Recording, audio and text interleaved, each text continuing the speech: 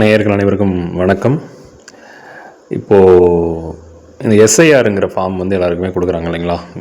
Special intensive revision அப்படிங்கிற அந்த இது வந்து இந்த இது சீர்திருத்துறதுக்கான வாக்காளர் பட்டியலை சீர்திருத்துவதற்காக அது வந்து இந்திய தேர்தல் ஆணையம் வந்து இதை வந்து பண்ணிகிட்ருக்காங்க.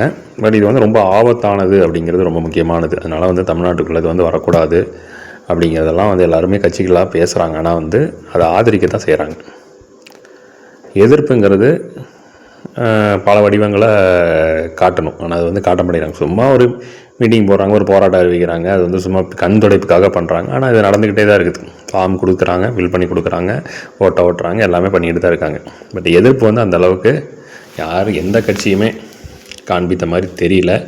ஸோ இது வந்து நாளடைவில் தான் இது எவ்வளோ பெரிய பிரச்சனையாகும் அப்படிங்கிறது சொல்ல முடியும். ஏன்னா பீகார் தேர்தலில் ஏகப்பட்ட குளறுபடிகள் இருக்குது அப்படிங்கிற மாதிரி இப்போது ஒவ்வொரு தகவல்கள் வந்து வெளிவந்து கொண்டிருக்கின்றன. அதே நிலை தமிழ்நாட்டுக்கு வருமா அப்படிங்கிறது கேள்விக்குறியான விஷயம். இது வந்து எலெக்ஷன் இந்த புது வாக்காளர் பட்டியல் அறிவிக்கும் பொழுது தான் இதில் எவ்வளோ பிரச்சனைகள் வந்திருக்குது அப்படின்னு தெரியும். அதுக்கப்புறம் தான் ஓட்டு யாருக்கெல்லாம் இருக்குது, யாருக்கெல்லாம் இல்லை, யார் போய் ஓட்டு போடுவா, எந்த கட்சி ஜெயிக்கும் அப்படிங்கிறதெல்லாம் வந்து அதுக்கு அடுத்து தான் தீர்மானிக்க முடியும். ஸோ வெளியிலேருந்து வந்த வட இந்தியர்களும் இதில் வந்து இப்போ ஓட்டு அவங்களுக்கும் இங்கே உரிமை வர்றதுக்கான நிறைய வாய்ப்புகள் இருக்குது.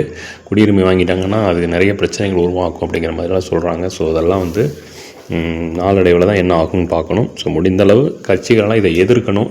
இந்த இது தேவையில்லாத ப்ராசஸ் அப்படிங்கிறத சொல்லணும். அது பார்ப்போம் என்ன நடக்குது அப்படிங்கிறத பொறுத்திருந்து பார்க்கலாம். நன்றி, வணக்கம்.